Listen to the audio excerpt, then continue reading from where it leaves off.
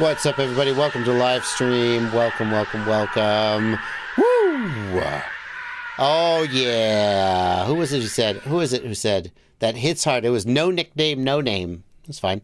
No Nickname, No Name. It hits harder every time I listen to it. Yes, that's right. That's right. That's why I made it the theme. Because I've listened to it way more times than you have. I listened to this song like on repeat, just fucking making breakfast, just, and it got me so hyped up. And then I made it my theme song, and you guys were like, what is this? This is different. It grows on you. It grows on you. What do you think, Blunty? Is it growing on you? I haven't heard it very much because I don't get audio from you, so. You only get the Discord audio. You don't get to hear the song. There has to be a way for me to pipe the intro song to you so you can get as hyped as I do. You're just watching me kind of dancing around with nothing. Yeah, looking for questions, queuing them up, chilling out. Just doing your goddamn job. Yeah, right? Yeah. Working. That's fair. That's fair. Oh, welcome everybody to the live stream. I am here to answer your questions, and Blunty is here to select the questions that I answer. That's how it works. You guys are going to ask questions here in the YouTube chat. Whee! You'll ask the questions in the Discord, of course. Hello, my patrons. Hello, my patrons in Discord. This is our time together. And you guys are sometimes you're going to hit the $ down here and leave a super chat. And usually at about the half-hour mark, I start the super chat bonanza. So if you want to get into the super chat queue, leave a super chat now. We've already got a couple stacked up. Thank you, Iric Toft, for a $10 super chat and a nice little sticker. Appreciate that. It's no question. Just we'll get that right out of the way.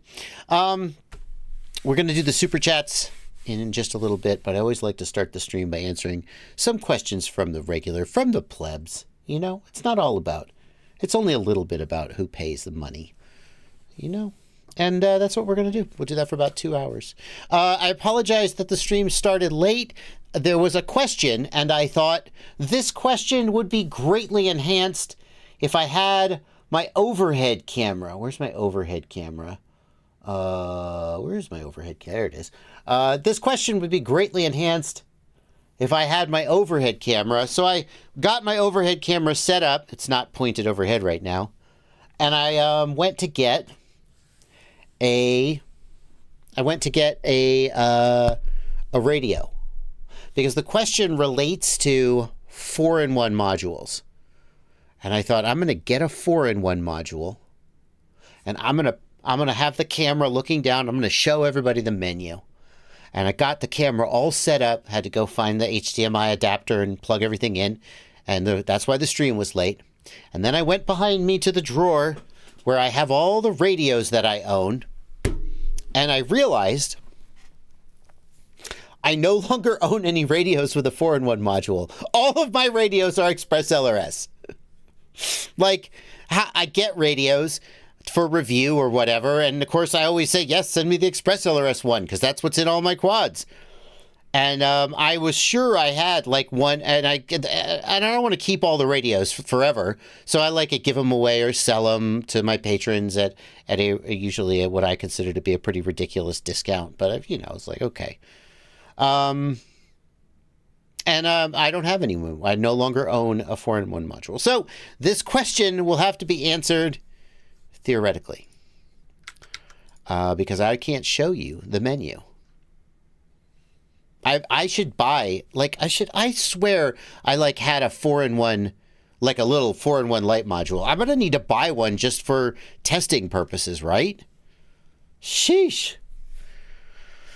That's it, Captain Bry, you finally did it. Do you remember, Captain Bry? You probably do remember. A long, long time ago, I could still remember when ExpressLRS was just a gleam in some nerd's eyes. When you had to solder your own receiver, and then occasionally somebody would sell some pre-made receivers and modules that they soldered for you. And I was like, this is ridiculous. This is a giant hassle. I don't want anything to do with this. It's not worth the trouble. And I didn't really make content about it. But I think a few people were, I'm not going to say their feelings were hurt, but I think some people were like, meh, what's Bardwell's problem? And slowly, ExpressLRS won me over. To be fair, you guys made it a lot easier to get into. It could still be easier. But it got better and better, and now, this is the culmination. I no longer own a 4-in-1 module. So, there you go. I still own a Ghost module, although I kind of don't know why. Is Ghost dead in the water? Here's the thing. I hear a lot of racers still run Ghost. Let's start a poll. Is ImmersionRC Ghost dead?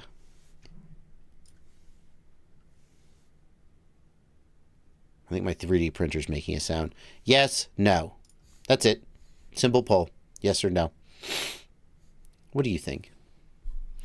That's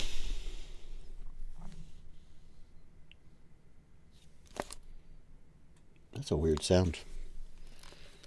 It's probably nothing. So here's the question that inspired this whole thing.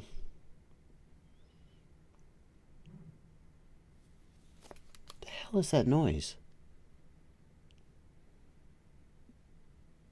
Now I want to hear it with my headphone off. Where'd that question? There it is. Is it a dog? Oh, I have no idea what that sound is. I wonder if it's my 3D printer. I hate it when there are strange sounds that I don't know. Oh, Captain Bry points out that the Champs survey is about to be released, and we'll find out. Captain Bry, what did you see this year? Did you see a lot of Ghosts? Did you see a lot of ELRS? Come on, man. Tell me your subjective opinion. Is it my 3D printer jerking around? Oh, it's finished printing. Okay, that's a weird sound. It's going to drive me crazy. I'll try to ignore it.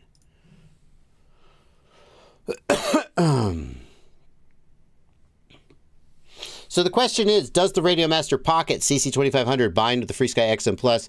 And the answer is yes. Yes, it does.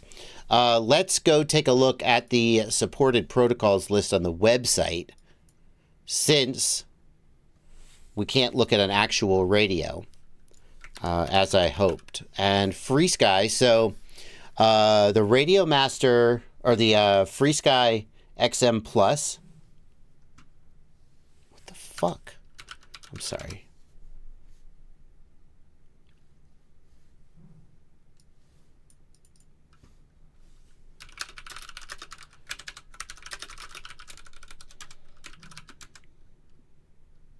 Oh, she's sleeping. She's not going to go find out what the noise is.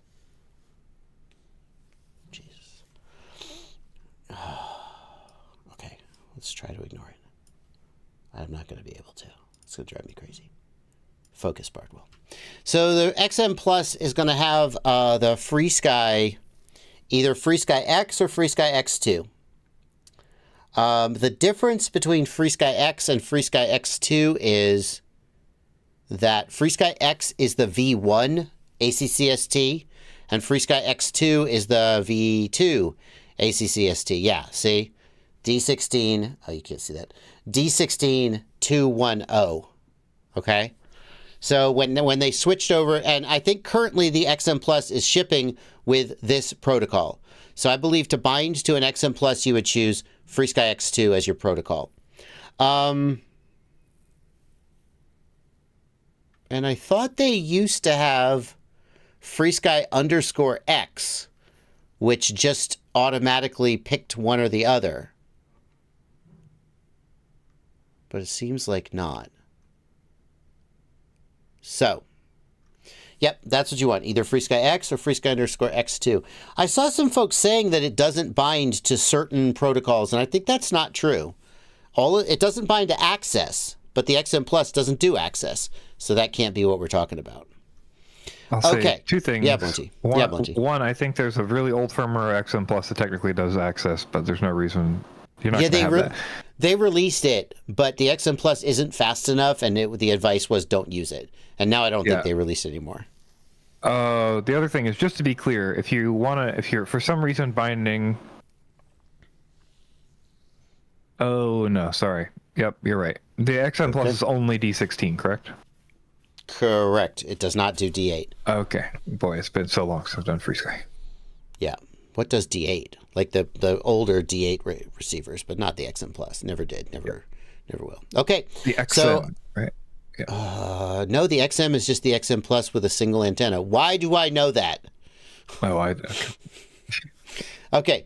Eirik Toft, who runs the website, searchfpv.com, searchfpv.com, which is a web search engine. It searches stores, not just the web, for products. He says that the last time someone searched for ImmersionRC Ghost on this one site, to be fair, was November 30th, and before that, September 8th. So I wouldn't presume that our search results represent everything in the world, but at least our search results, Ghost is not very... I think that Champ's survey is going to be big. It's going to be big. So, surprise, surprise, the poll says Ghost is dead, 87%. Yes, 12% no. If anybody's using it, it's just racers. It just did not achieve widespread appeal that I think ExpressLRS took a lot of the wind out of its sales. ExpressLRS came at a time when Ghost was just starting to build up steam. A lot of people who would have switched to Ghost went to ExpressLRS instead. In many ways, ExpressLRS does everything Ghost does and more. So Ghost uses LoRa like ExpressLRS, goes up to high packet rates. I think it goes up to 500 hertz now. I can't remember. I think it definitely goes to 250 hertz, but it only has 250 milliwatts output power. Why does it go to 1 watt? I don't know. They didn't make it do that. And so there are things that ExpressLRS does just in terms of like output power that Ghost doesn't do. So, yeah. How would you run Ghost if you're racing a Whoop? Well, they do have a tiny, tiny Ghost receiver, the Ghost Atto receiver, which could be used on a Whoop. Ghost is good. It offers enough range and penetration for most people. Even at 250 milliwatts, it offers good latency, and it is way easier to manage than ExpressLRS in terms of firmware updates. Just very, very simple firmware updates. But just didn't take off. So, did I see, Blinty, did I see Badstech report that Crossfire is now open source? I haven't seen anything about that.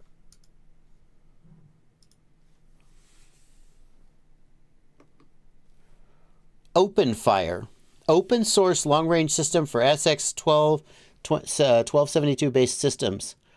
Support for transmitters, TBS Crossfire Micro, TBS Crossfire Big, FreeSky. What the frick is this? You don't know. I don't know either.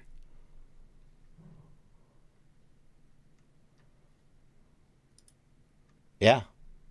I mean, this is from August 2018, so... Well, what was Mads Tech talking about? Chat, help us. Mads, what is open sourced? Brian Lewis says, not Crossfire, but the Crossfire protocol. I saw that today.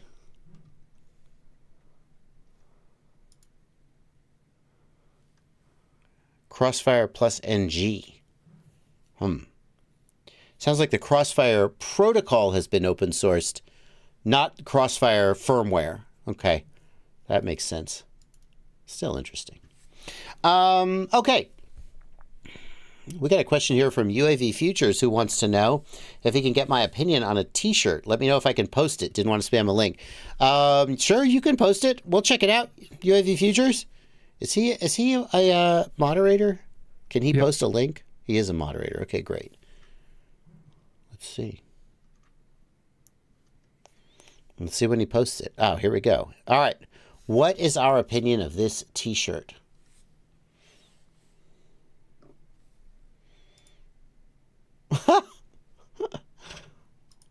Let's see here. Can I get a bigger version?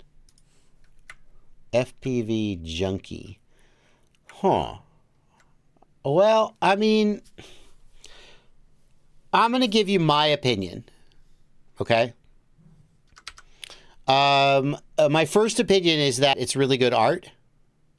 Right? It's good art. I like the art. And kudos to the artist who made this. The word junkie doesn't give me a warm fuzzy. And I don't mind when people Fly High FPV has the Fly High shirts, that doesn't bother me. But I don't know if it's specifically because we had and maybe are still having an opioid epidemic where tons of people are overdosing and dying. I'm not trying to bum out the stream, but I'm just giving you my sort of off the cuff thoughts about this shirt. To me, the word junkie doesn't have a kind of a fun tee-hee vibe Blazin' or, Fly High cannabis references do. So that's where I'm at on it.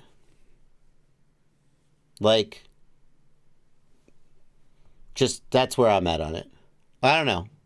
Blunty, do you want to express an opinion? Or do you rather just be sorry, I was doing questions? I mean, I was doing questions. Yeah. Do you have an opinion about this shirt? I can't tell. The picture won't let me actually see a big version of it, and it's blurry, so I can't really tell. Is that supposed to be a spliff or a crack pipe, or what is that? Let's assume it's a spliff, right? Let's assume it's not a crack pipe. I think that would be pretty far out for it to be a crack pipe. I don't know. Yeah, I would say that's part of the problem for me, but maybe it looks better in person. Let's say it's unambiguous. It's a soldering iron.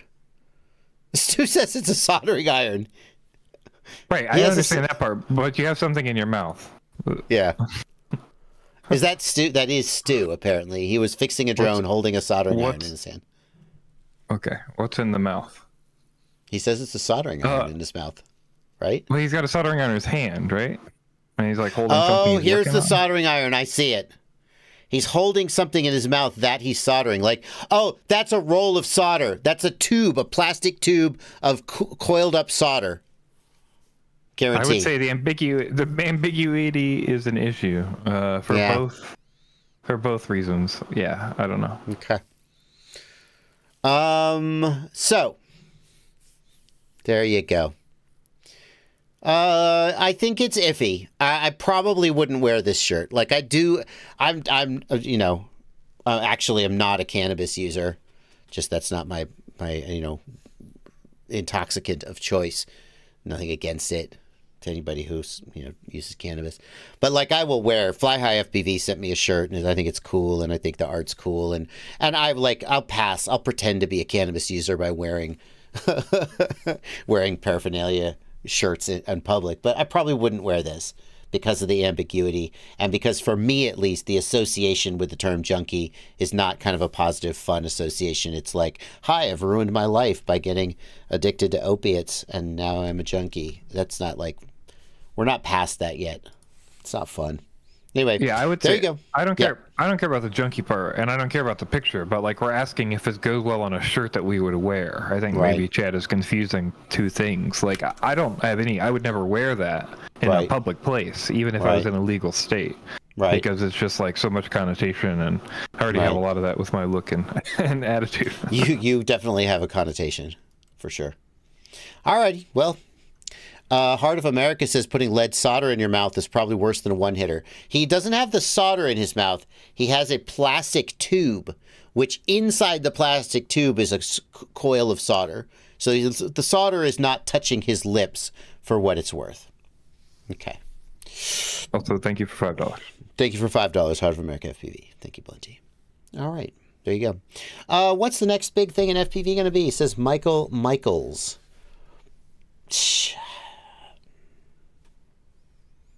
I don't know. The DJI O4. Like, that's like, if you like want, like, that's lame, right? Because they want to be, well, it's going to be something you've never heard of and not just a next generation advancement of something we had before, right? You want it to be something amazing, but it's probably going to be the DJI O4, right? DJI pretty consistently delivers cool stuff. What am I printing? Black Jungle wants to know. Well, Black Jungle. Oh no, I don't have one here. Well, I'll show you this one. This is not the actual thing I was printing. Oh, wait a minute. I can use my overhead camera. I can use my overhead camera since I set it up anyway.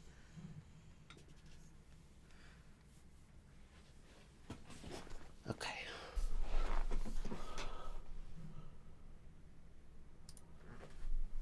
No, why is it turning? Have I got that set to disable? Yeah, deactivate when not showing. I don't want that. Okay, great.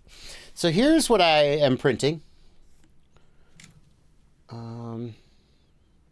It is a pod for Caddx Vista.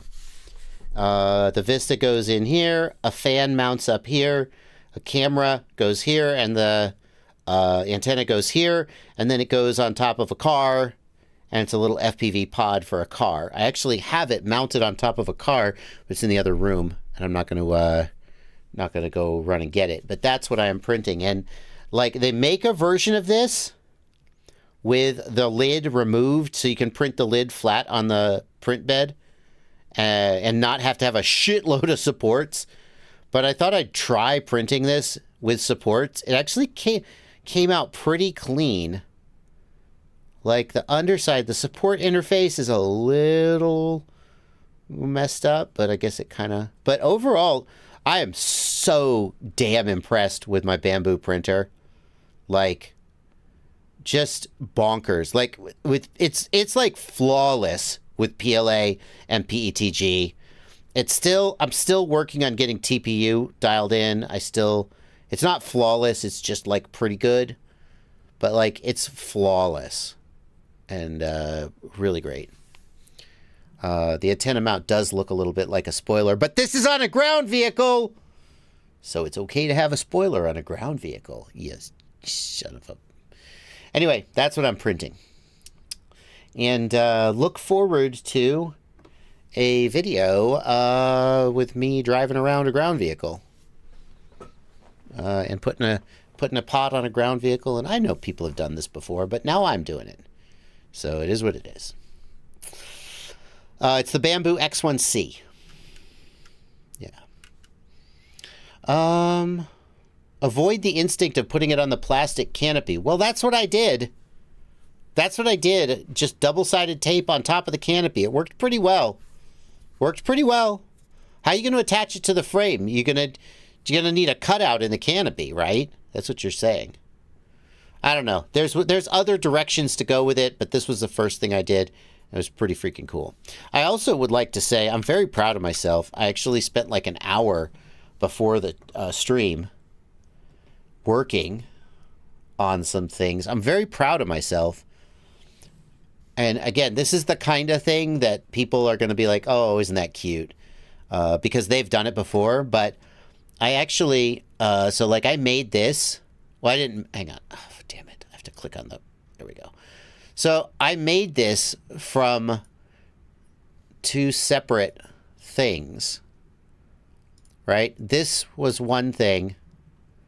This was a different thing.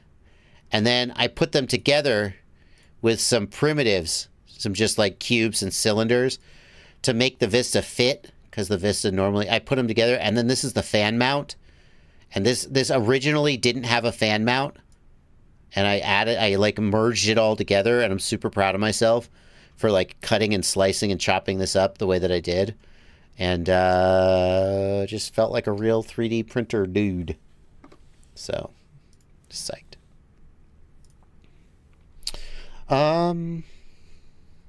Yeah. Okay. Well, let's do some super chats. We have got just a few super chats right now. And if you want to leave a super chat, I will read it very shortly, because we're going to keep doing super chats until we run out, and then we'll go back to answering questions from the regular chats. The first super chat is from Brown Solo, who says, "Thank you, JB, for all you do. What's your opinion on the best ExpressLRS receiver for a 7-inch mountain cruiser?" Thank you for $5, Brown Solo.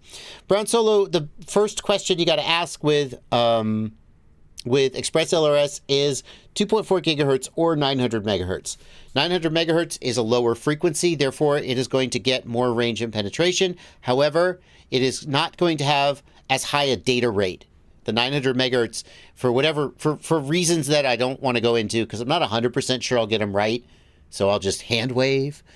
900 megahertz maxes out at 200 hertz packet rate, whereas 2.4 gigahertz can go all the way up to 1,000 hertz. So the latency isn't going to be quite as low.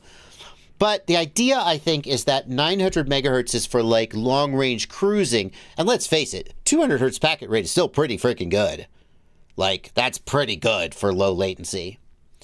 And then 2.4 gigahertz is for, well, still, you could go really long range on 2.4 gigahertz. You can go really long range, but 900 megahertz is going to be just a little better. And the place where 900 megahertz is going to be better is, in my opinion, don't worry about 900 megahertz if what you plan to do is fly straight up in the air and fly straight out and do like a 50-kilometer shot straight out, right?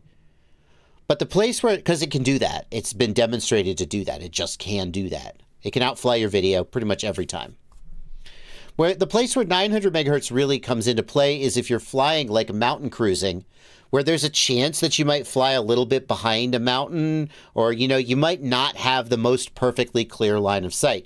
And that's where 900 megahertz will buy you just a little bit more margin that you might actually need. So for mountain cruising, I would say 900 megahertz is the place to be. And thankfully, Radio Master just released a line of 900 megahertz modules and 900 megahertz receivers, the Radio Master Bandit line. And it's not the first 900 megahertz module to come out. There have been others, but I get a warm fuzzy from Radio Master hardware. It's usually pretty good. And especially when you're doing long range, you want to have a warm fuzzy about that. And so I might go this direction. Here's the Bandit BR3 900 megahertz diversity receiver. Is it full diversity?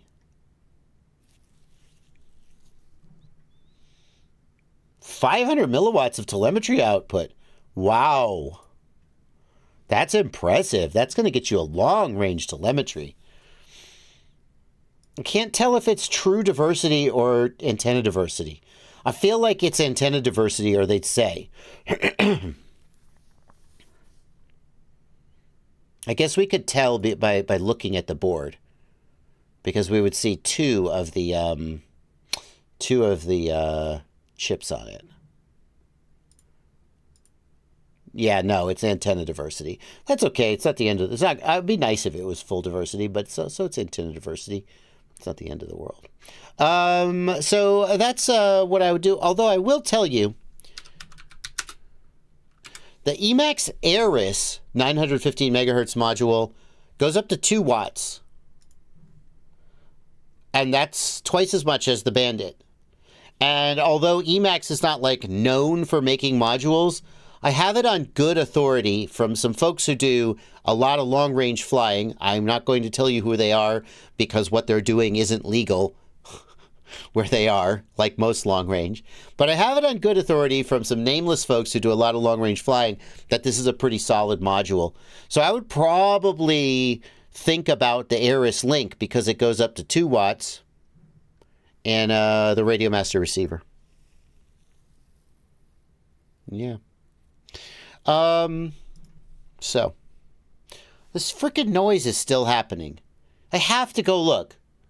Just give me 2 minutes to like, what the hell is making this noise? It's just every 30 seconds it goes woo. Can you hear it, Blunty, in the microphone? There was. Okay, I'm going crazy. Give me 2 minutes, please.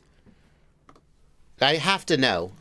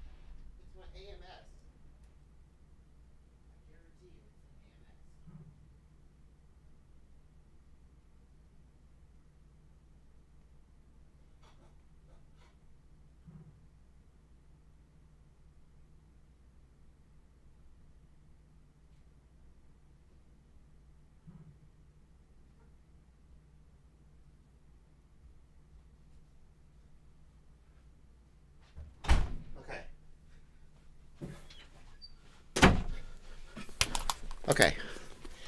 I think it was my AMS on my Bamboo printer was like going whoosh and like retracting, but it wasn't running a print, so I don't know why it would be doing that, but no, there it fucking is again. What is it?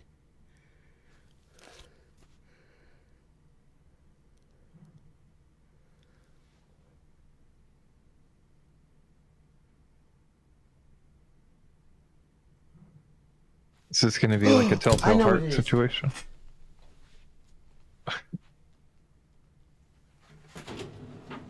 The heart was under the floorboards.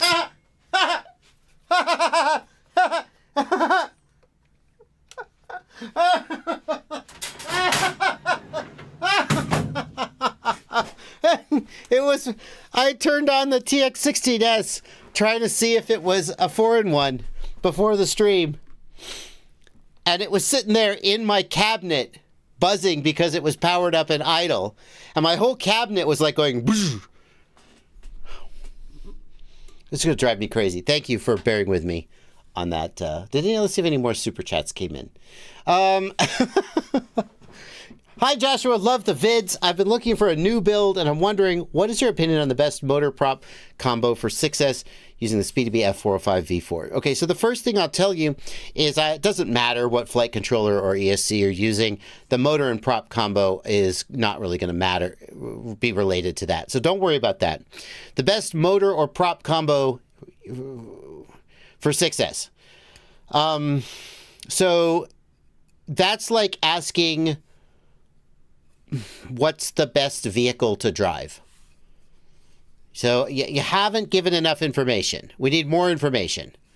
Like all you've told me is that you're doing 6S. You haven't even told me the type of flying you're doing. So like you could be using anything from a 3-inch up to a 7-inch, maybe an 8 or a 9 or 10-inch even on 6S. You know, you just want the best. And that's not really, it's not possible to really answer that question without knowing more about what it is you're trying to do. Who's to is says longer range, high efficiency. So for longer range, I would get a 7-inch prop with a 28 to a 30 millimeter motor, like a Brother Hobby 2806, I think is the one they make, or an FPV Cycle 30 millimeter motor. That's the answer. Like, that's actually pretty definitively the best answer today for long range and high efficiency. There you go. That's the answer. Right. If you asked me 5-inch, I wouldn't be as clear. But for 7-inch, it's a pretty straightforward. Bro Wild asks, thank you for $2. Bro Wild, what's better in your opinion, hunting or fishing? I mean, here's the thing. Hunting, when you are successful at hunting, the next thing you have to do is drag a great big frickin' animal out of the woods. Like, assuming you're hunting, like if you're hunting squirrels, that's like different. But, you know, you're hunting like a deer, for example. Deer hunting is real popular here in the U.S. Man, you're going to be, you know, dressing a deer. You know, you got all this meat. Then you got to eat a whole frickin' deer. And you know, I get it. Like, if I was starving, I'd be glad to have venison. But, like, I'm not. And so, like, I'm not, like, actually that big a fan of venison. I'm sorry. So, like, but fishing, well, you could spend all day fishing and not catch a thing. Just chilling out, you know, by the water. And, you know, maybe you catch a fish, maybe you don't catch a fish, maybe you throw it back, maybe you don't. Either way, you're going to have a good day. So I got to say, between hunting, you're going to be sitting in a blind, right? You're going to be sitting up in a tree stand. You're going to be like just sitting there, trying not to move, trying not to make a sound, waiting for the deer to walk by. You'd be there all freaking day, not see a single deer. You're not going to be just chilling out, smoking, drinking a beer, whatever. Probably. You wouldn't want to give away your position. They might know. They might tell. But it's fishing. Well, you still don't want to, like, scare the fish, but I don't know. Blunty, I know you prefer fishing, right? You're a fisher. You ever been hunting? Once. Hunting's just not interesting to me. Around here, I mean, I've eaten a ton of venison because all my neighbors hunt, and every time a neighbor kills a deer, everybody in the neighborhood eats a bunch of venison. So sure. I mean, I wouldn't turn down venison if my neighbor said, "Hey, I killed a deer. Have some venison." I would graciously accept it, and I would find the best way to eat it. I wouldn't order it in a restaurant. The difference that I'll say for me is fishing feels more skill-based. Once you know where to shoot the deer or the animal, and once you know how to be hidden from it, it kind of feels like you're either going to see it or not based on its pattern. Maybe you can do calls or scents, right? Mm-hmm. But, like, fish is like, okay, I can try all these different lures, types, baits, positions, times of day, temperatures. Like, it feels like it's much more malleable to skill. And I feel like I can draw more out of it because of my skill. In these cases. Like, I'm not catching this, I can catch this, but I can't just transition to hunt a turkey if I'm hunting a deer, you know? That's interesting. No, just by the seasons alone, you couldn't just switch from turkey to deer. Right. Yeah, I mean, I'm sure there's hunters who would say, no, you just lack the skill, you know? But, like, then you got situations where you're not so much like hunting for skill, you're more farming you're harvesting the animal, like people who put out deer feeders, you know. And I don't have anything like morally against it, but I think if you've got a blind set up and, you know, you've got a corn feeder out and the deer just come there, and then, you know, a few times a year you just go to the blind and you just shoot it. That's a marksmanship exercise more than it is a hunting exercise. So yeah, I don't know about skill. I'm not good at either of those things. I have very little experience with them. But if I had to pick the choice between, well, I might like hiking around in the woods all day and not bringing home an animal better than sitting on a boat all day. I don't love the water. I like hiking around in the woods. Can we just go hiking and like pretend we're hunting? Yeah, anyway, there's your answer. Probably more of an answer than you wanted. That's going to be a really good that's going to be a really good entry for the Joshua Bardwell Livestream Clips channel. Head on over on YouTube to Joshua Bardwell Livestream Clips if you want to find other inspiring answers to questions like that. Questions like, is FPV shrinking? Why doesn't everyone fly analog? And so on, and so on. Well, Joshua Bardwell Livestream Clips is where you can find all the stuff you missed because you didn't watch every single part of all of my live stream. I'd love to have you a subscriber over on YouTube. Continuing the super chats. Your top must have the new on the O4 unit. Thank you for $2, Droner Boner. I have no idea what you're saying. Your top must-haves on the new O4 unit. Oh, I see. I got it. So there's a lot of rumors that the DJI O4 is coming, and Droner Boner wants to know what I would like to see in the new O4 unit. Obviously, more range and penetration.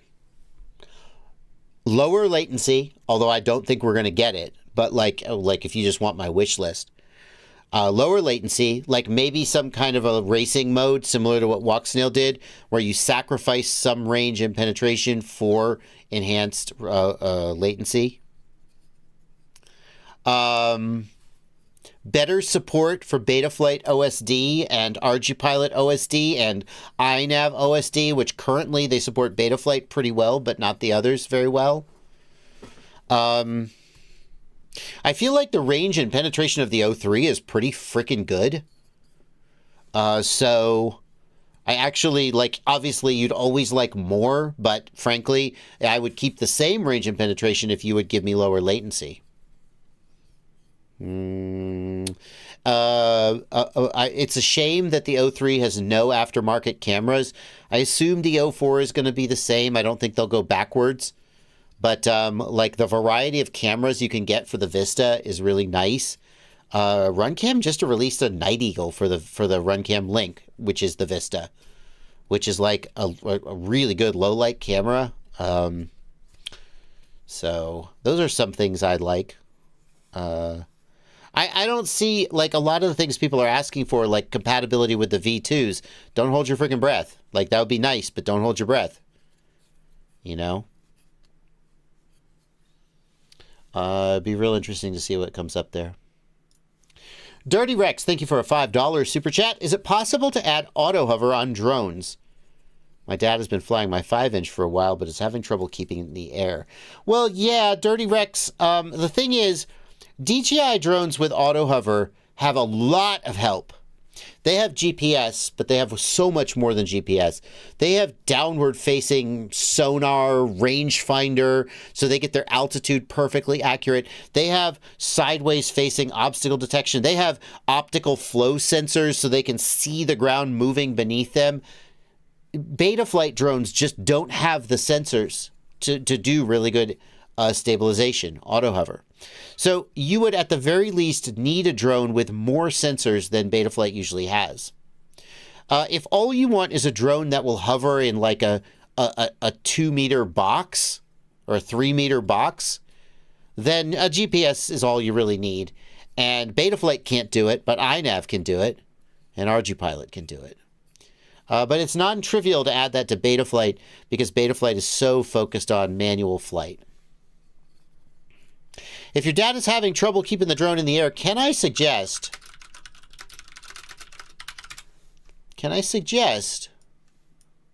Not that. There we go. Can I suggest you check out... Welcome back. Nope. Shush, Bardwell. I wish I could start the page up without playing the beginning of the video. Can I suggest you check out this? Learn to fly an FPV drone today for total beginners. This is my How to Fly series, where I teach you how to fly an FPV drone in acro mode. We're up to 12 episodes so far, and I'm going to keep making more. I've got more to make. People ask, how many episodes are there going to be? I mean, I don't know. I feel like we're going to hit at least 20 or 30 episodes before I run out of steam. We'll see. But if your dad's having trouble, this is a playlist you could check out, and maybe it would help. Okay. Continuing the super chats, David Guilen. I reset my TX60S. Don't know how to configure the RSSI. Can you help me? Thank you for 100 pesos. I'm not sure what you mean by configure the RSSI. I don't know which part of the RSSI you're trying. Like, if you're using ExpressLRS or Crossfire, you should just have RSSI. Do you maybe mean the RSSI widget that was at the top of your screen? I think I need a little more information before I can answer that question. David, if you want to email me, jb@joshuabardwell.com, you're welcome to do so. And for anybody out there who thinks, oh, David gets to email him because he's super chatted, that's not true. I accept emails, jb@joshuabardwell.com, from literally anyone. I try to answer all of them. Sometimes I answer some of them faster than others. So, but anyone's welcome to email me, and I will do my best to answer almost all of them. Numbers don't move in the OSD. I have ELRS. So that doesn't have anything to do with your TX16S, though. So if you're asking about your OSD in your goggles, that's between the receiver and the flight controller and the goggles. It has resetting your TX16S. I can't think of any way that would cause the goggle OSD to stop showing RSSI. Literally can't think of a single way. So email me. Let's work it out. Thank you for your donation. Mr. Woods and Waters, thank you for a $10 donation. I'm new to FPV. I just got a Mobula 6 ELRS, and I have a Radiomaster Pocket with an ELRS module. Will I be able to set it up with my phone using the SpeedyBee app? I don't have a computer. Maybe.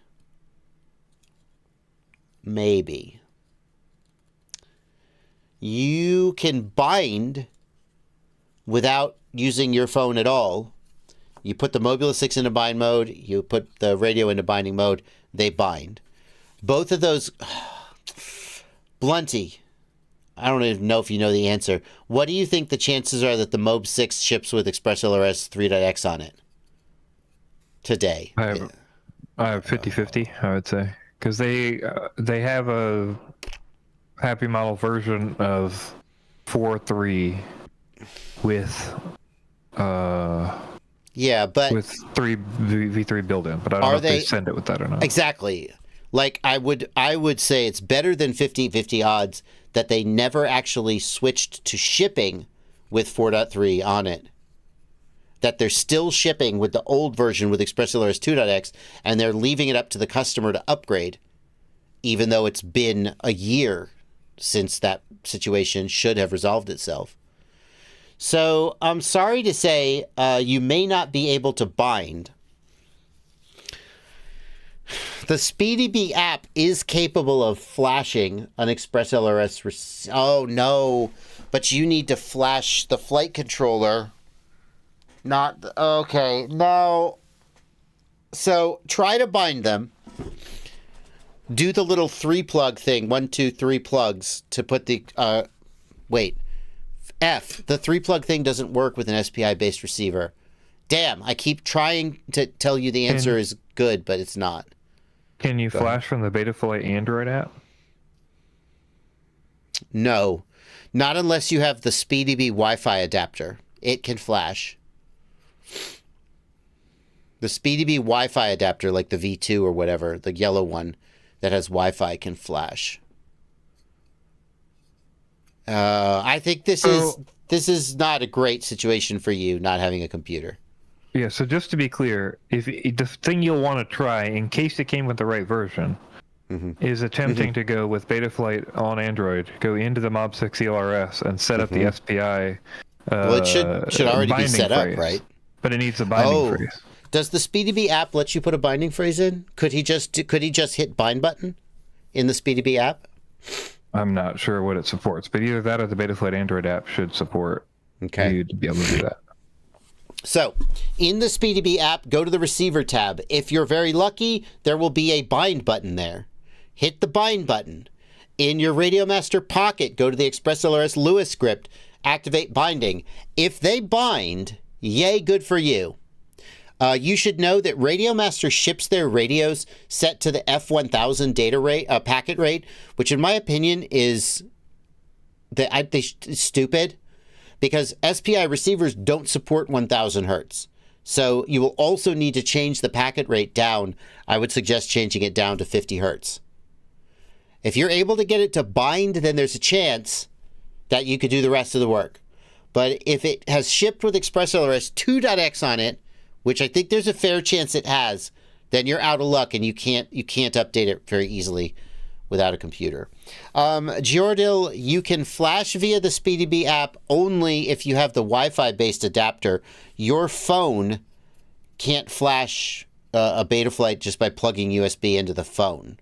Blunty, am I wrong about that? Is there an Android app that can just flash your flight controller with a USB cable and no special adapter? I don't know. That's why I asked you earlier. I have no idea. So I know the SpeedyBee. That's one of the things. I know the SpeedyBee adapter can do it. I'm talking about this one. I made a video where I demonstrated this. This one can do it. It has a Wi-Fi interface, and it will be able to do the emulation of a serial port necessary to flash it. The earlier generation of SpeedyBee app, I don't think it can.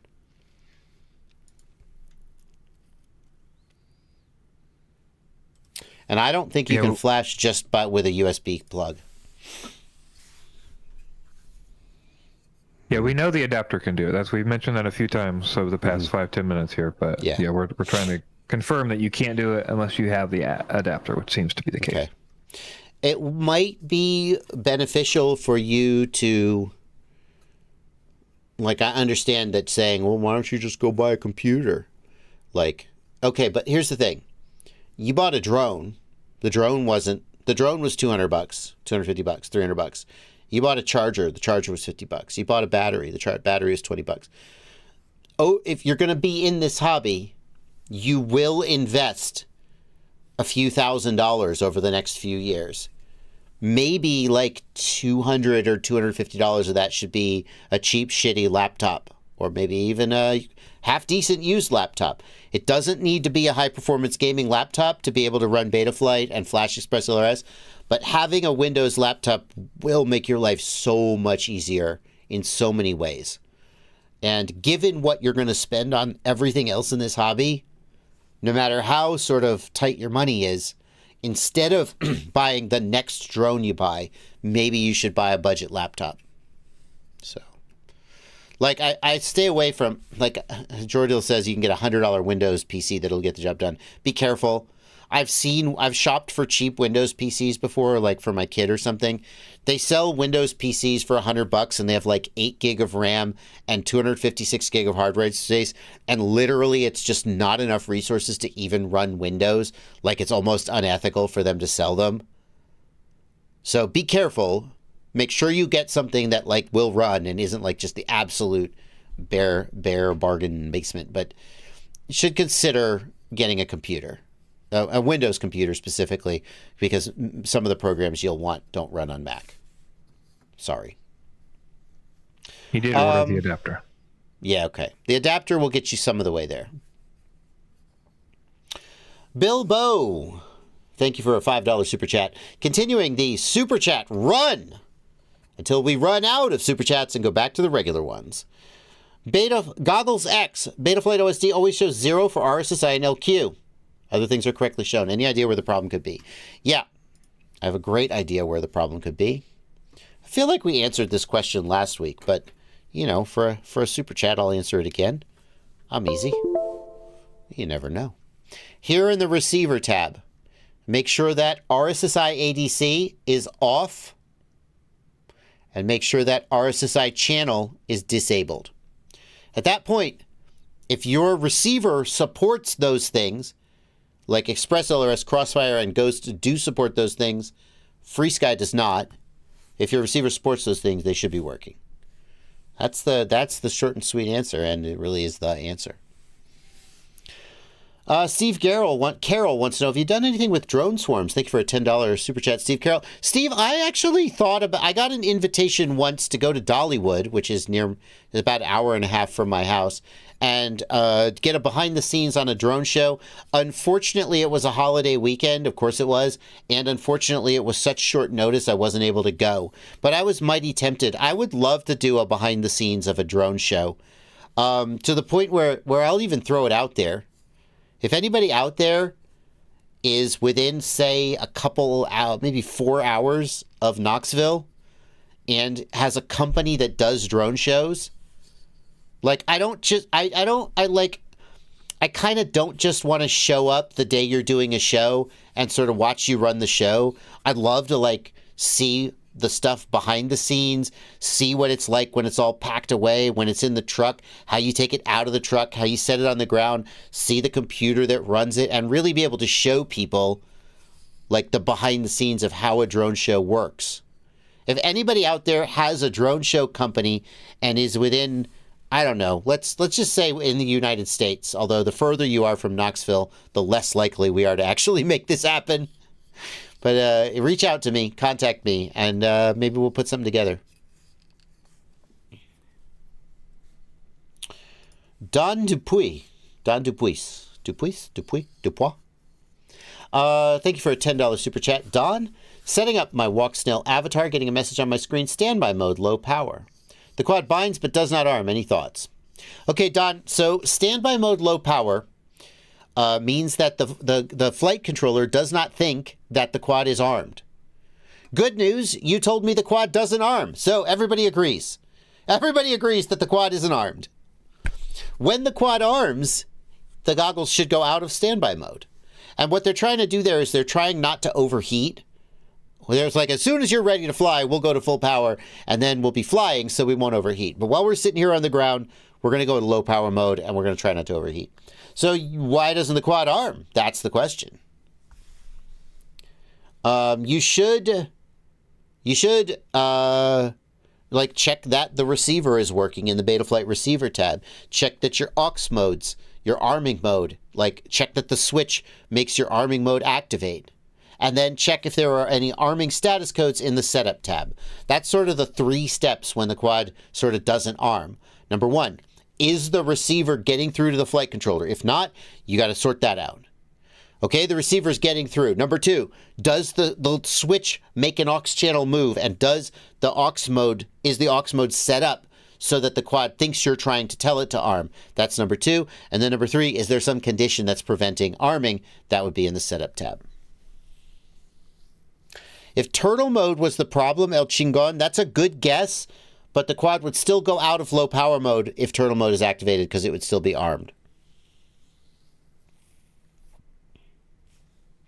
Bro Wild, thank you for a $10 super chat. Ha! Ha! Bro Wild, you're going to have to pay me a lot more than $10 to get me to weigh in on guns here on the channel. This is the American stream, though. Sorry, Bro Wild.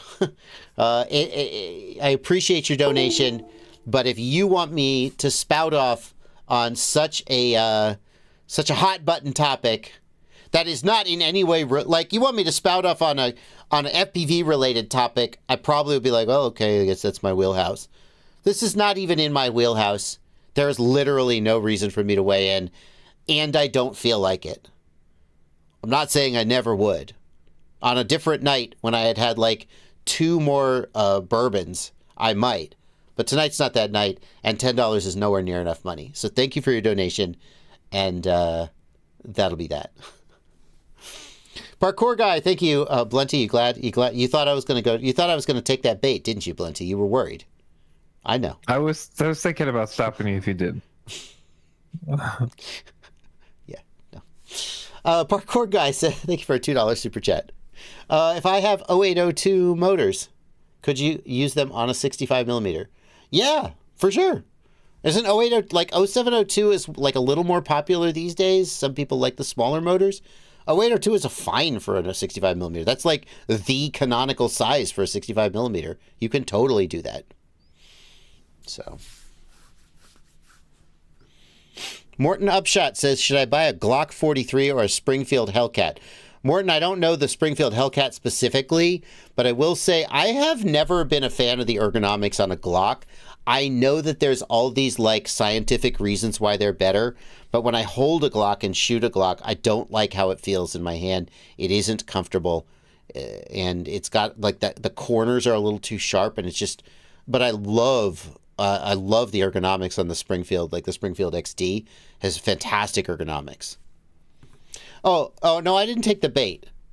Having an opinion about one firearm over another, that's different than talking about gun control. I'm not touching gun control.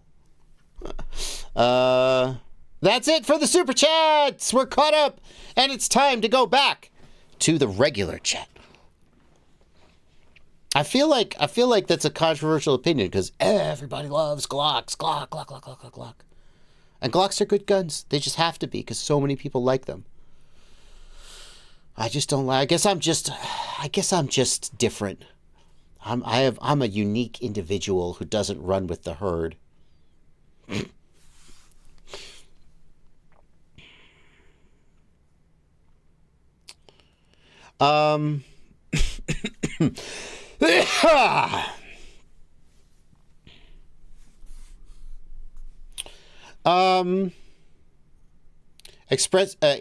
ELRS or Radiomaster Ranger.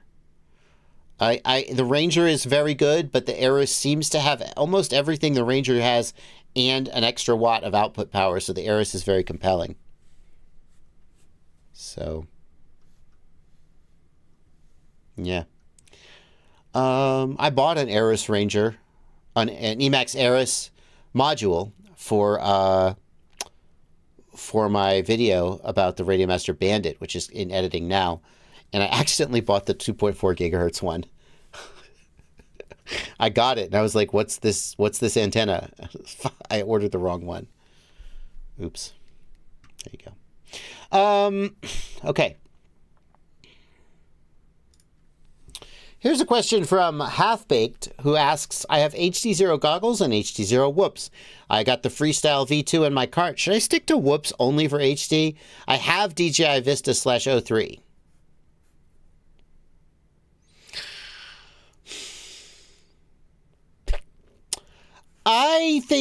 Here's what I think.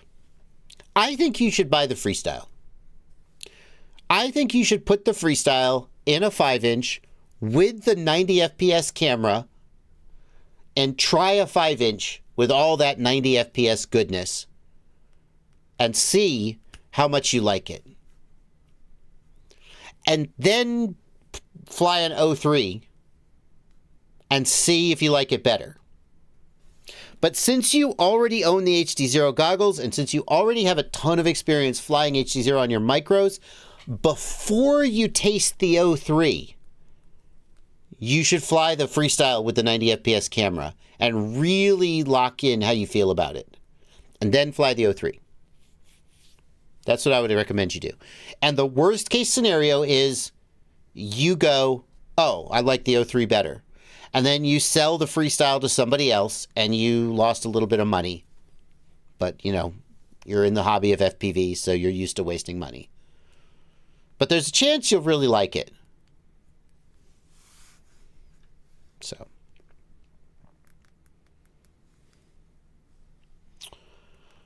Did I ever fly 72 megahertz? Short answer, like way back when I was 15 and I got my uncle's plane, my uncle's balsa wood plane that he gave me.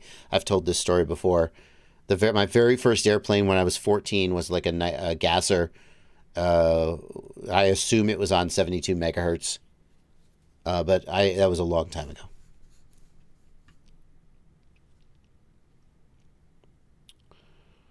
Let's see. Let's see here. DJI Vista and O3 have a built-in control link, and in some situations this is useful. I think Walksnail and HD0 VTXs would benefit from an inbuilt RC link like ExpressLRS. Do you think this is feasible? Well, I'll tell you this. Ooh, I can share this secret. This was a secret a long time ago, so long ago that it probably doesn't matter if I share it, although I don't think it's ever been officially released. So I guess I'm leaking this information. The original Dominator goggles / Avatar goggles, right? Inside those goggles, there is a solder point for a receiver. And the idea was that you would put a receiver inside the goggles. The receiver would bind to your controller, and the Walksnail goggles would retransmit your control link over the Walksnail digital data link to the video transmitter, which would then output it to the flight controller. In other words, the Walksnail data link would be your control link. But the cool thing about it was that you would install your receiver inside the goggles.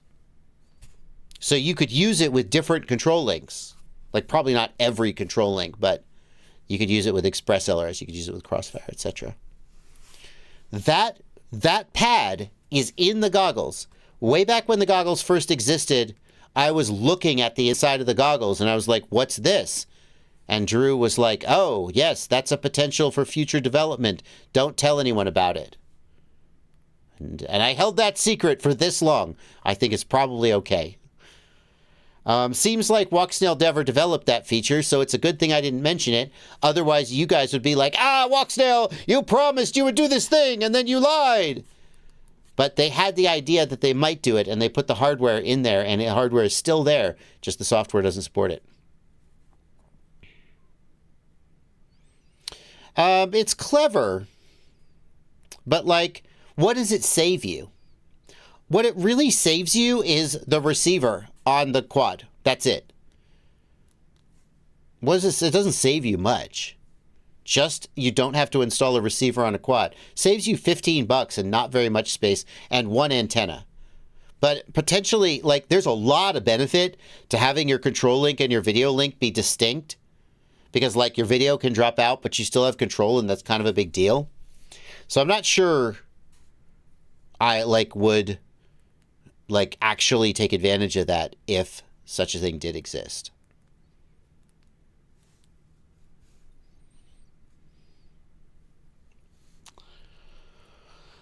Don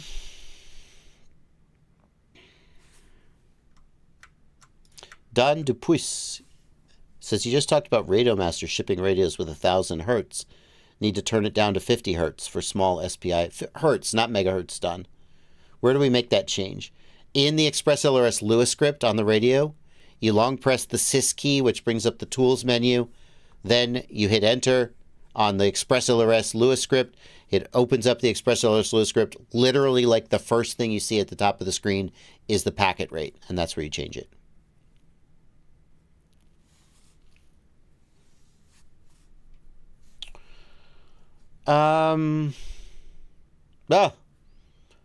Blunty, we got a ton of questions queued up here. What do you think about the iFlight Helion? What about the Turn LR40? What do you think of the Cine 8? I don't know, man. I'm not feeling those questions tonight. I kind of don't feel like looking at products and going, oh, here's what I think of a product I don't actually know anything about. I mean, some nights I would. I talked about the Helion a couple nights ago. I don't know. I know those are the questions people are asking. So, like, people... those are the questions I should answer. I kind of feel like taking other questions, though. So, I don't know. How to check if your receiver is broken? Because mine was getting power, but when I switched RX and TX, it stopped. There's no legitimate reason why switching RX and TX should stop the receiver from getting power. Either the receiver stopped getting power by coincidence, or you screwed something up while you were soldering and you haven't noticed it yet. Like you bridged a pad or you put a solder blob somewhere that made the receiver not power up. Sorry to say. So, like, desolder everything from the receiver. Well, maybe just desolder the TX and RX. Look for a solder bridge between 5 volt and power. That kind of thing. Check with a multimeter to see if 5 volts is still coming out on the wires. Those are the kind of things I would do.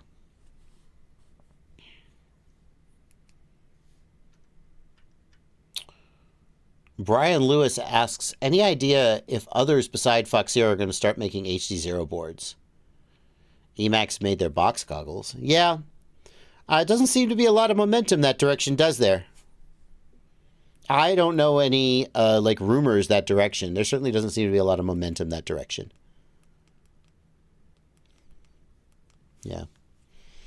KCFPV asks, my Tango 2 is showing its age. Any recommendation on a game-style controller? So the two that I would point you towards are,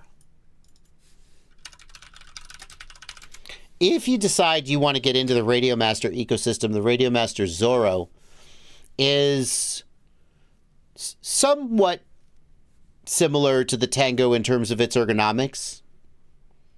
Not a lot, but... you put a Crossfire module on the back of it, you're all good. The short battery life is the really big weakness of the Zorro. It uses 13650 batteries or 1350 or whatever batteries. It uses really small batteries, and the battery life can be as little as a couple hours if you're at high power, high output power. It has a plug for an external battery input, but not everybody's happy with that solution. So that's the real weakness of the Radiomaster Zorro, is its short battery life, but it might work for you. The other one I think is really worth a look is the Jumper T20.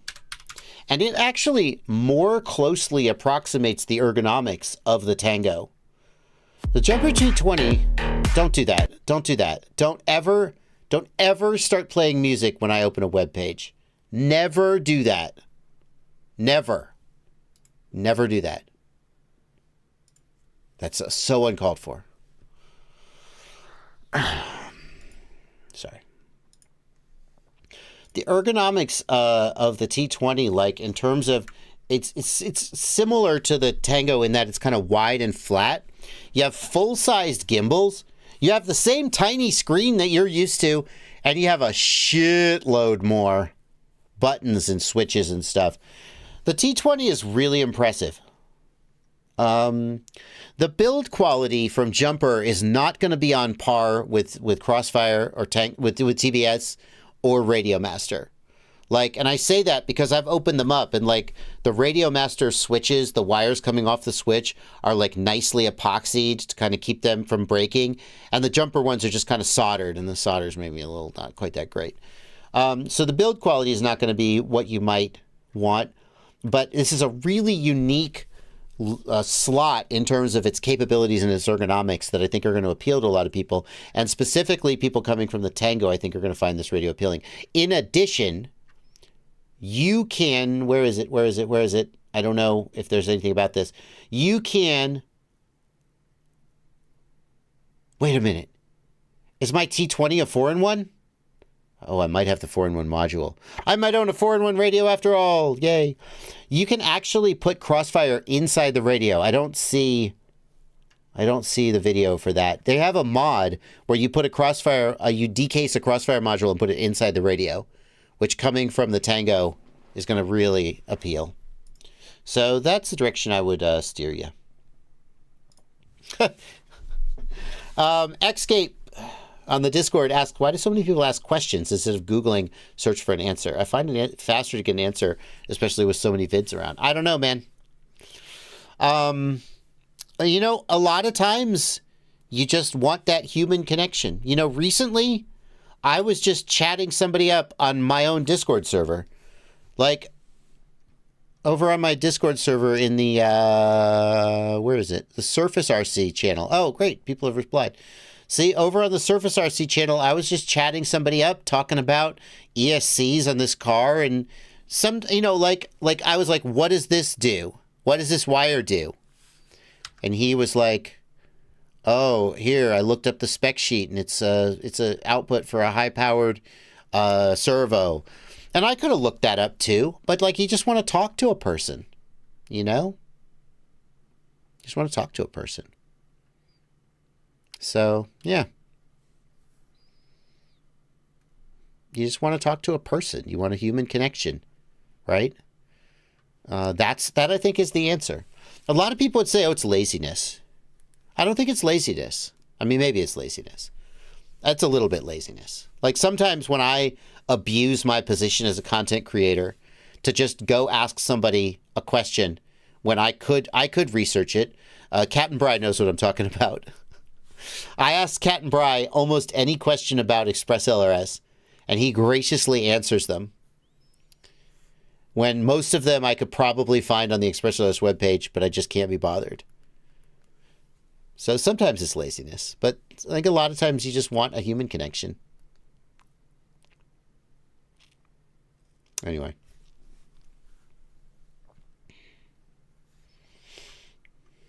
Oh, and now I have screwed up the live stream chat by clicking away. Sorry, Blunty. It's fixed now.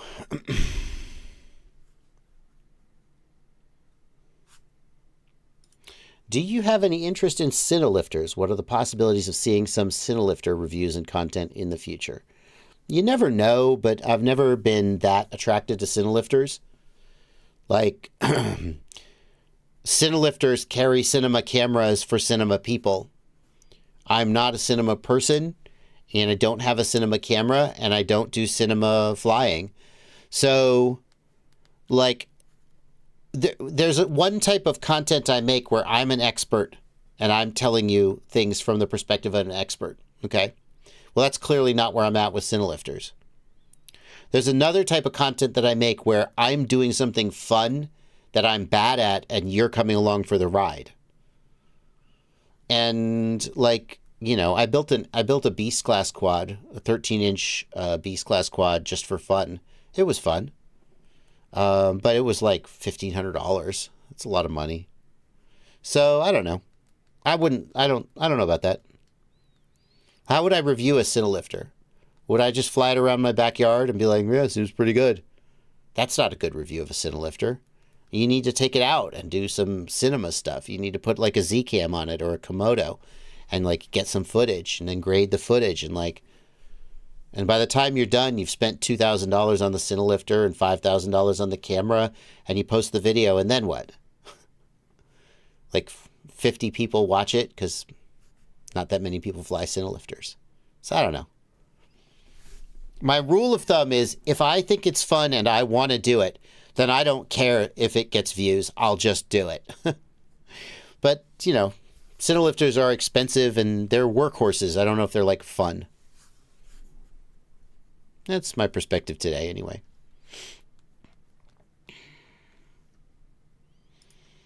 Is it okay to heat shrink the wire antenna onto the Whoop flight controller? Limits.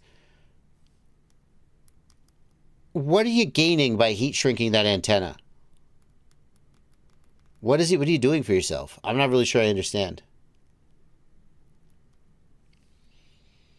I have conformal coated the wire antenna down to the flight controller because I think they break off over time. That, like, conformal coating, sticking the antenna down to the flight controller, gives you terrible range. It really hurts your range. So, but if the little wire sticks up, then eventually it wiggles around and it breaks off. So you could just hot glue it. I used conformal. I don't think you need heat shrink, though.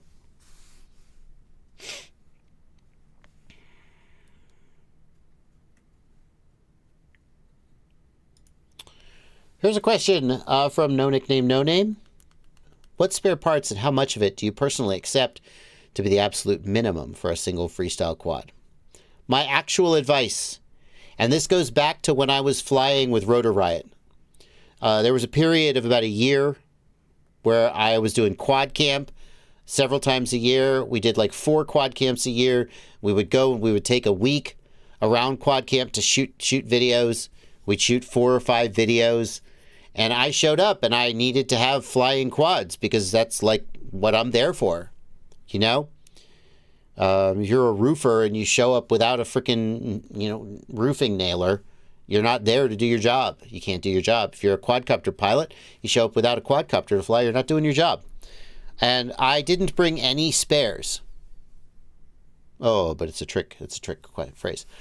I built 3 identical quads.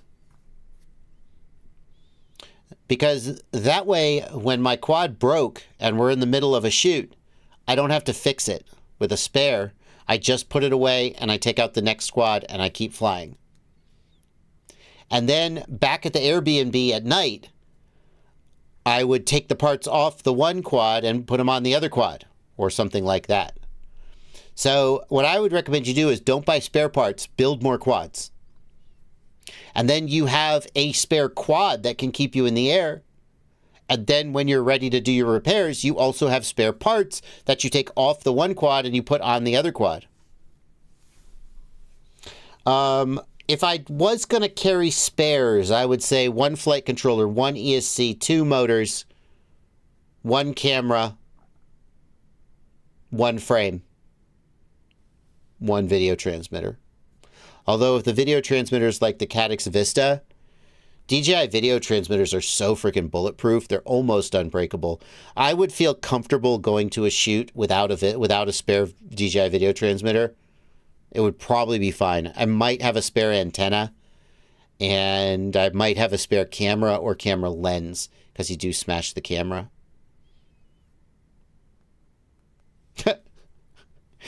How many spare parts do you bring? 55 burgers, 55 fries, 55 shakes.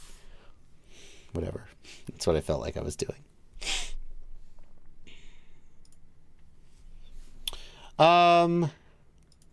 Dr. Death wants to know, is it true Rotor Riot donated drones to Ukraine? I think I know what you're talking about.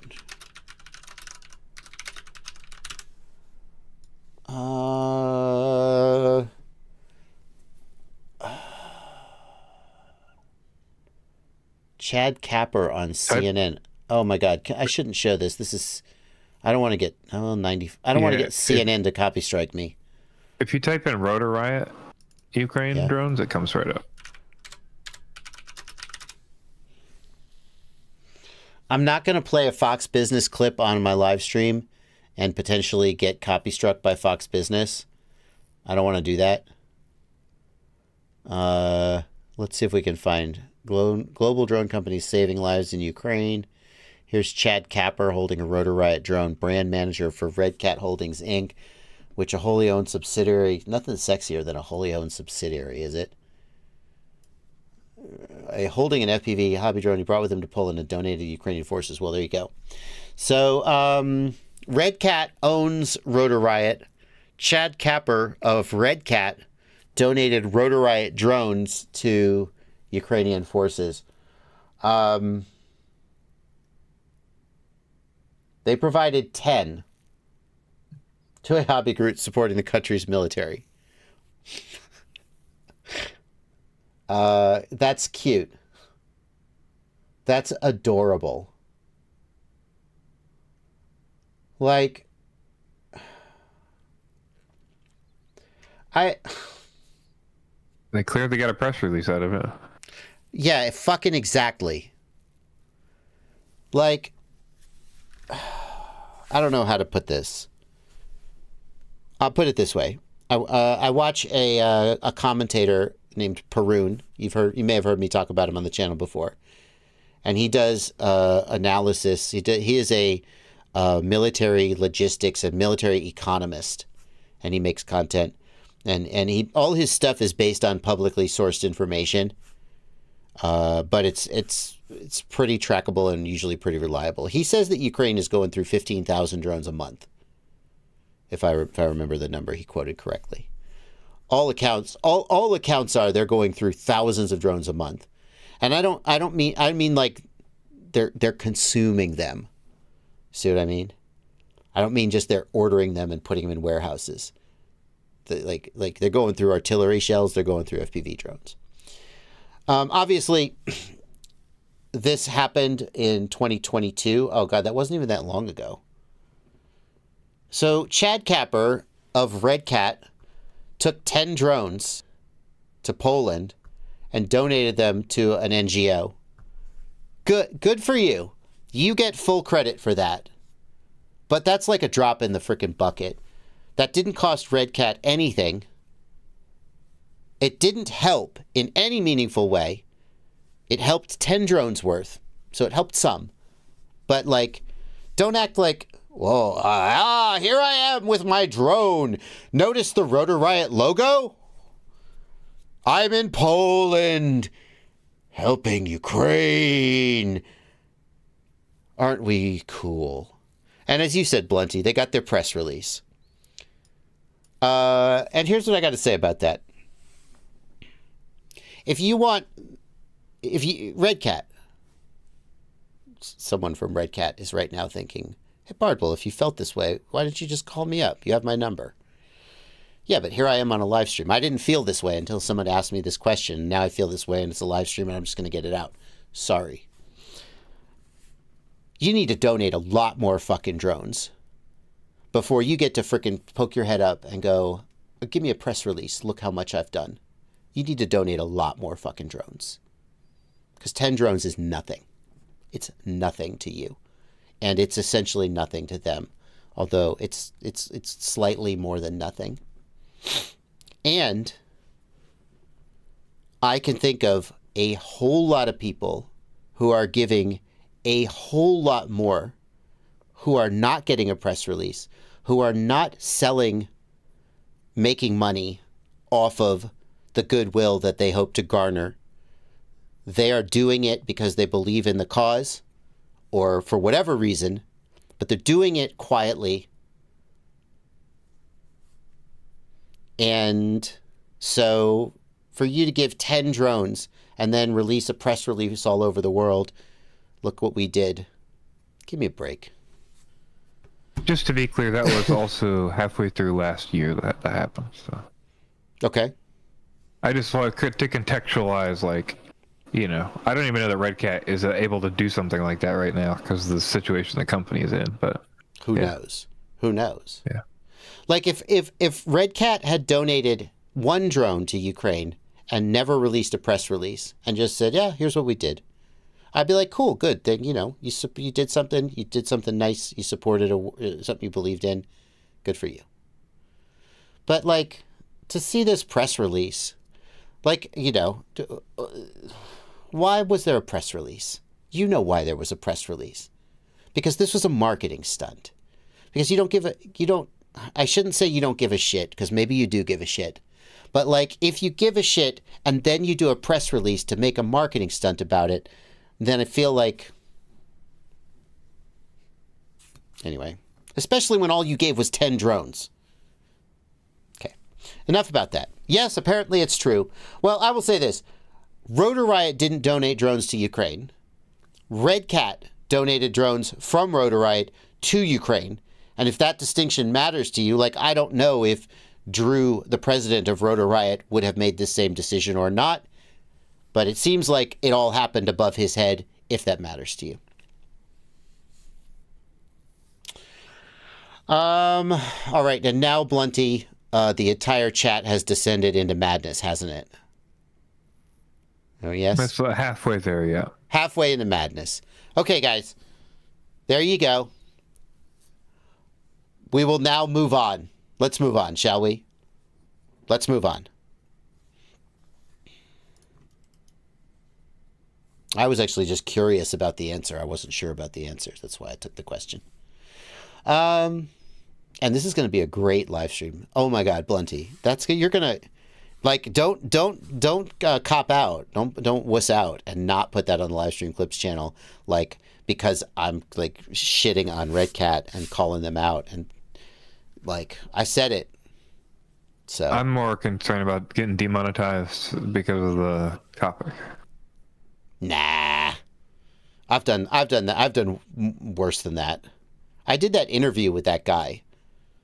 You know the guy I'm talking about? That was way closer to demonetization, but it didn't get demonetized.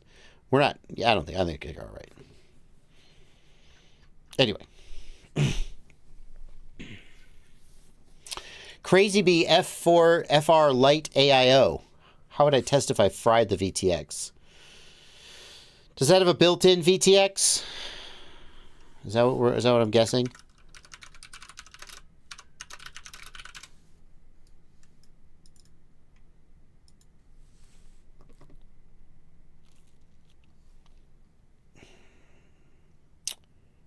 Does it have a built-in VTX?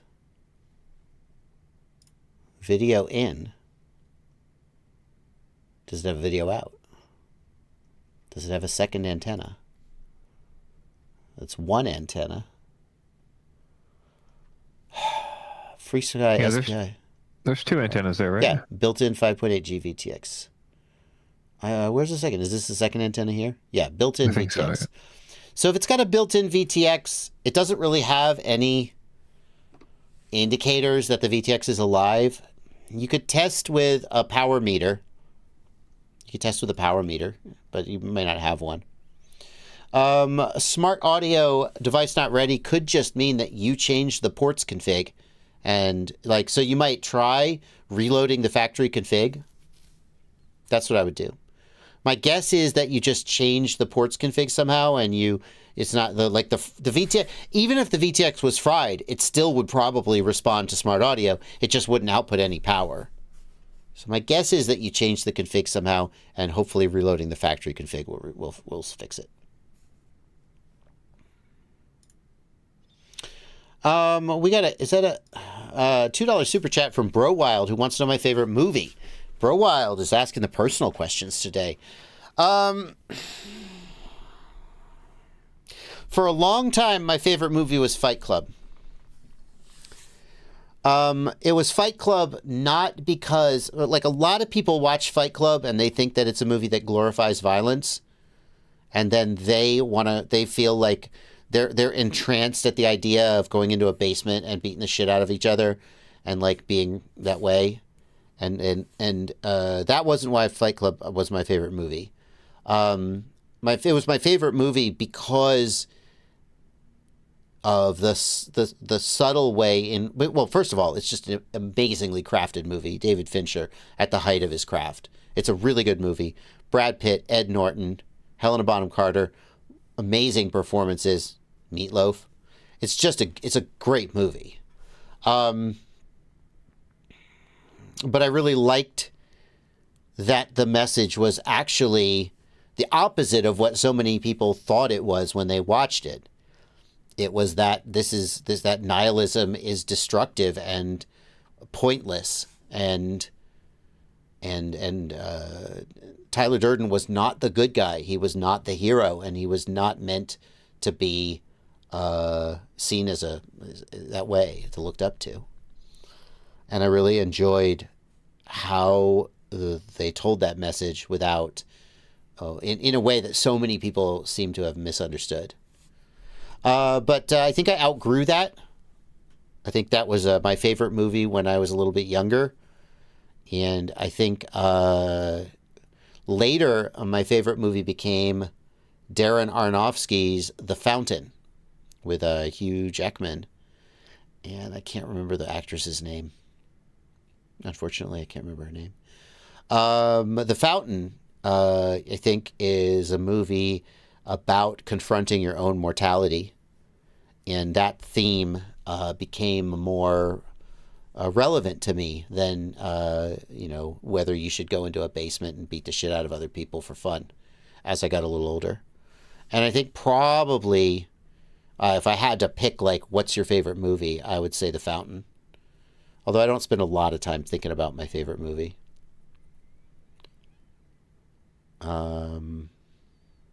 Yeah. Fight Club looks amazing. Like the music, Chemical Brothers, David Fincher, the director, it is this just apex of movie making, where every single part of it, the person doing that part was just at the top, and just absolutely, it's just a very good movie. So, anyway. Do you have a favorite TV series? Ooh. For people who don't know, I'm not a movie guy. It would be hard for me to even name my favorite movie, but I have a list of TV shows. I'm going to tell you my honest answer, and it's an embarrassing answer. But my honest answer is that my favorite TV series is Friends. I have watched Friends from start to finish at least 5 times. Not recently.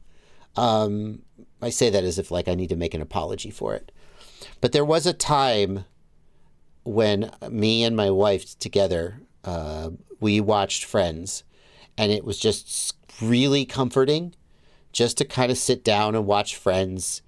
And it was kind of funny and kind of sweet and just nice to sit there and watch it. And like there was a period where we could just quote any episode, like almost, or I watched them, I downloaded them on like Napster or LimeWire. And then later I ripped the DVD versions, but the DVD versions sometimes would have a couple of extra little lines that got cut out of the broadcast version. And I'd be watching the DVD version and there would be like an extra line. I'd be like, wait a minute, where did that line come from? That line's not in this episode. Like I was almost a savant level of familiarity with Friends. So if I had to pick, it would be Friends, just because I've watched Friends so many times. But like if I was like at the pearly gates and St. Peter said, what's your favorite? If I wanted to impress somebody, I wouldn't tell them that Friends was my favorite TV show. That's my guilty pleasure. I mean, if you like it, you like it, right? Yeah, no, obviously. I watched Dark, the German show on Netflix, and it's a freaking masterpiece. Like it really stands out. Breaking Bad, like it's not controversial to say Breaking Bad was a really good show. I have never rewatched Breaking Bad though. Sometimes I think I'd like to. You seen Better Call Saul? I never got into Better Call Saul. It just didn't grab me. I mean, I have to be better TV show than Breaking Bad. Really? Like Yeah. I have to want to be sitting down and watching a show, you know? Gosh, there's more. Futurama's pretty high up there. I'll always watch them. Every time they come back after 5 years and release more episodes of Futurama, I'm very happy. Yeah. Feels like there's more that I'm not thinking of that I've watched. But there you go. Let's see. I keep wanting to watch The Wire because people say The Wire is so good, but I never get into it. Never watched Stranger Things.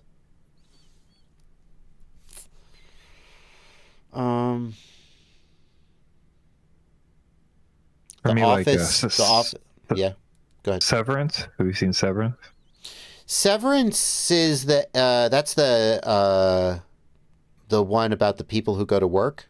Is that right? Yes, that's correct. You recommended that to me. We watched that whole first season. I have to say, I feel like, and I'm not going to give away any spoilers for people who haven't watched it because I hate when people spoil things. I have to say that I felt like Severance didn't get where it was going fast enough. And by the time the season ended, I kind of felt like I'd been kind of teased a little bit. And it's like you can tease me and draw it out, but you need to give me a payoff. And I don't feel like it really delivered enough of a payoff to make the whole season be worth watching. That was a little too slow and a little too drawn out, and a little too much questions, and not enough answers. We'd have to have a spoiler conversation to go back and forth on that one. I think we shouldn't do that. Yeah, I agree. I feel like there's certain shows where if you spoil them, you're really detracting from people's enjoyment of the show, and I don't want to do that. As many people may not. I think it's worth... See, if I thought it was a shit show that wasn't worth watching, I wouldn't be worried about spoiling it. But also, Barry is really good. If nobody has watched Barry. I've heard Barry's good. Barry's amazingly good. Bill Hader's way better than you think he is at being a real actor. Yeah. Fargo, but at least the first 2 seasons and the current season are pretty good. I'm not so hot on the 3 and 4. Yeah. I love Archer. Like again, Archer's like funny and kind of trashy. Like I don't consider it to be high art, but in terms of comedy, it's just so freaking funny. Archer's so funny. Righteous Gemstones. That's a great show. No. I'm trying to think, like, there's more shows I've watched. There's like shows that were several seasons long that I've watched, like all of them, and they're just not coming to me. I don't know. I'm trying to scroll and see if anybody mentions them. Yeah. I really like The Good Place. That's over with, but that was a good show. And so watched a couple seasons of that, and then was like, meh, it's just not holding me. Fringe, anyway. Also a great show. Fringe, go back. Yeah. No, I don't watch as much TV, especially now. I used to watch more TV than I do now. Anyway. Yeah, there you go. How about a show I disliked? Oh. Yeah, the next super chat actually from Black Jungle is how about the least favorite movie? So maybe we could do least favorite movie. Okay, I'll tell you this. One of the only movies I've ever walked out on was Hot Shots 2. Which it was a stupid comedy movie. I don't know why I went to see it in the theater. I don't remember why I walked out of it. And I've heard it's part due. Part due, yeah. I've heard it get a good reception later. People are like, "Oh yeah, I really like that movie. That's a great movie." I don't remember, but I went into that movie and walked out of it. So, is it Hot Shots? No, it was was it the baseball movie? I think it was Hot Shots. Anyway, I don't remember. I did walk out of that movie. I mean, the plot seems terrible. So. Oh, it's a dumb comedy. It's stupid. I think it was too stupid for me and not stupid enough to be funny. Or I just didn't find it funny.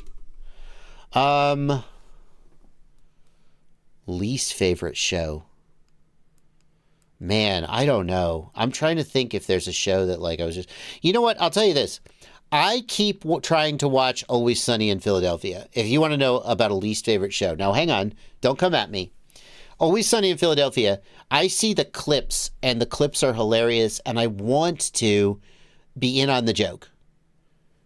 Because the clips... I don't have the full context for the clips, and I feel like I'm missing the joke.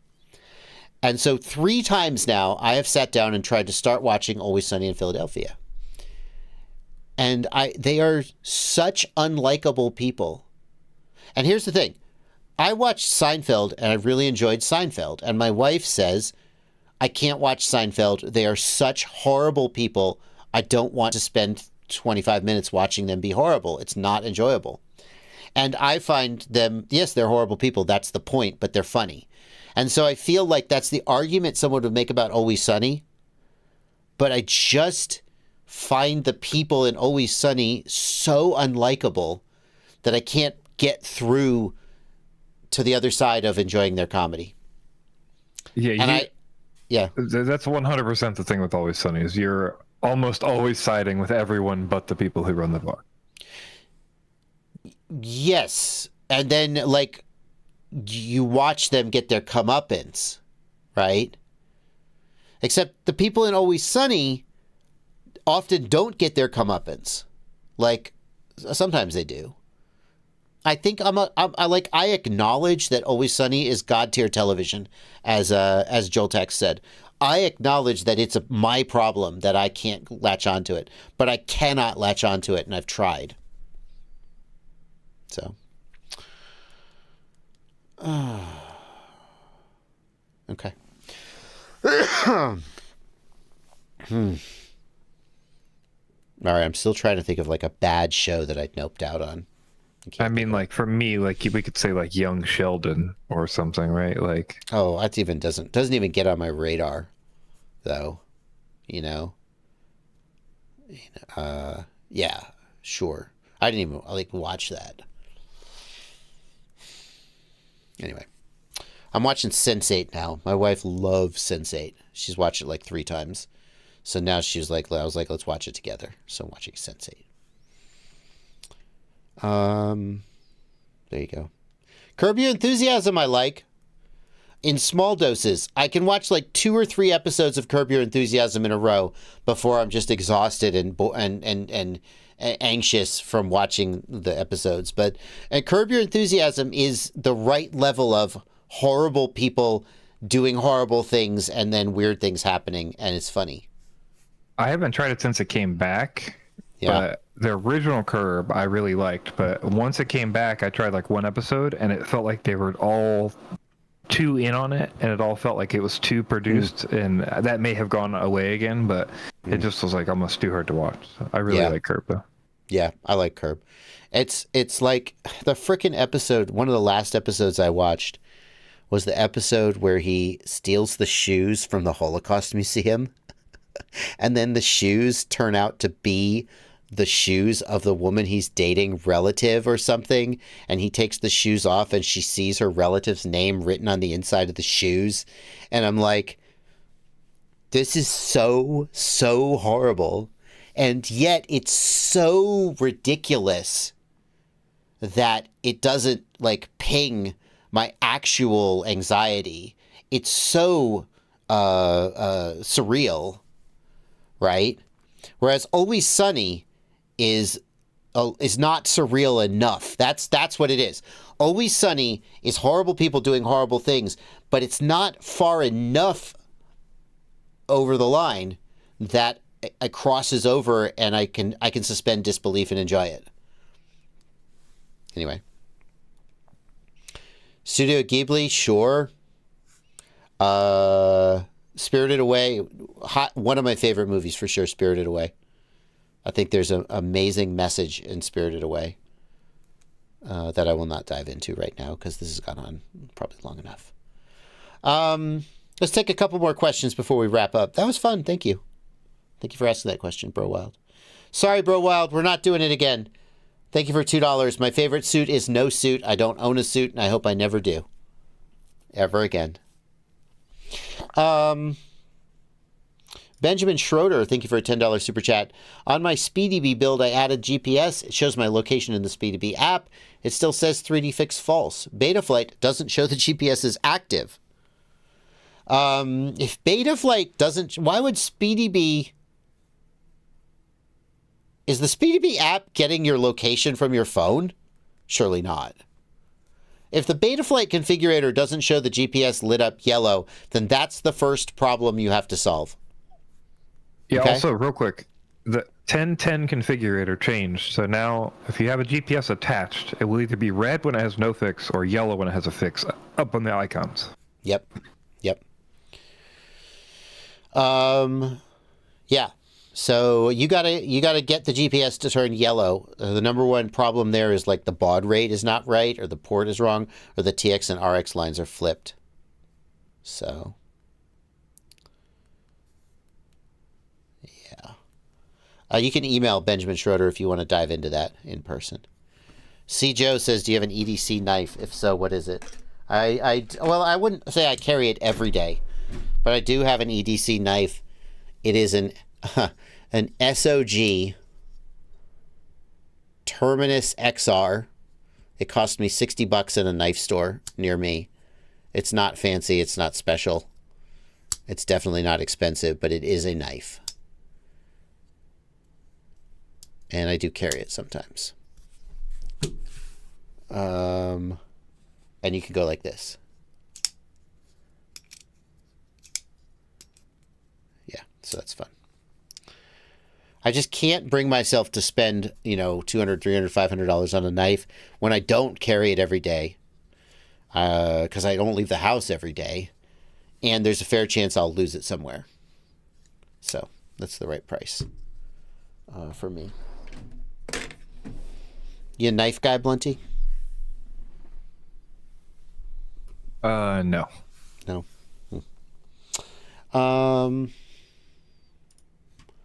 Let's see here. 5 minutes to the end of the stream. Aaron Ciotti is here. He's going to be streaming as well, starting on his channel. He's going to start posting the link in the chat, and you guys can Smoky Mountain Knife Works, David Barfield. That sounds like it might be near me. I went to this place in Pigeon Forge. No, not Pigeon Forge. Was it Pigeon Forge? Maybe it was.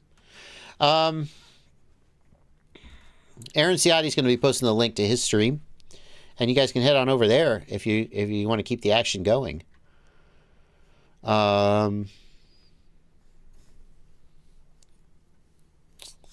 Meanwhile, we got a question here from Tech Giants who asks, is it possible to remap the video out pad for analog VTX? No, is the short answer.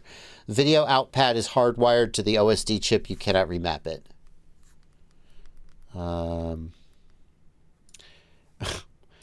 Well, before we finish the stream, we will bring up a meme from Black Jungle. Black Jungle putting the memes in the Discord.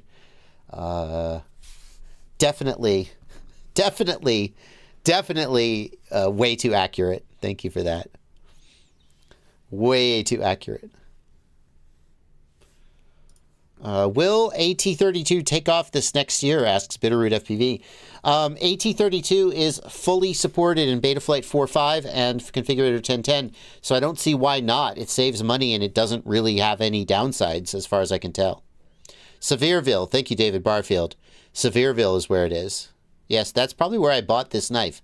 I was on my way to Asheville, and I drive through Sevierville on the way to Asheville, and I stopped at this knife store.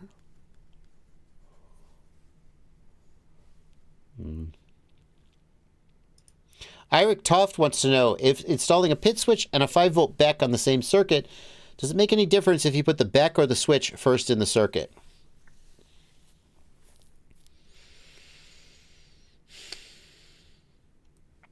I don't see why it would. The BEC is going to have a small amount of parasitic drain. So, in theory, if you put the switch first and the BEC second, when the switch turned off, you would eliminate the parasitic drain. But it's such a small amount of power, it probably doesn't matter.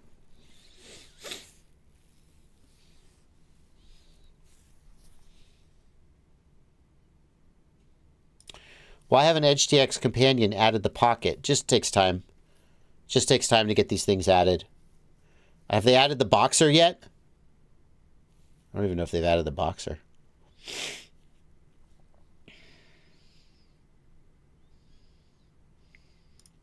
Anthony Kamarik says the QAV S2 comes with M1.6 screws to direct mount the O3 module, but not long enough to route the cable to the flight controller underneath the module. Ryan, I actually had dinner with Ryan Harrell yesterday. He's the designer of the frame. What he does is he passes it under the back plate, on the outside of the back plate, and tapes it down. And I was like, those wires don't get beat up go on the out. He was like, nah, that area of the frame doesn't take a beating. I don't know if I agree with him, but that's what he does. Or you could just source your own 1.6 screws. Guys, source your own hardware. Just get an assortment. Spend $10 on an assortment, okay? And do what you got to do. Thank you, Bro Wild, for another $2 chat. How excited are you for GTA 6? Literally not at all. Sorry. So what do we know today? Bardwell doesn't get into It's Always Sunny and is not excited for GTA 6. Perhaps I'll play it at some point. I played GTA 5, but like it's just not that high up on the list of games that I'm like dying to play. Maybe it will be. Like it really depends. The GTA games are so like just ranging. You really have to want to just live in that world and just sit in that world for like a long time. And I tend to stay away from games like that. I like games to have a little bit of a beginning and an end. You know? So. Anyway. That's going to do it, folks. We are going to wrap up now. Thank you so much for the live stream. That was a good one. A little bit of rambling, but hopefully you guys like it, and hopefully it makes some good clips for the live stream clips channel. Yeah, it's not Lawnmower Sim. Lawnmower Sim, that's a good game.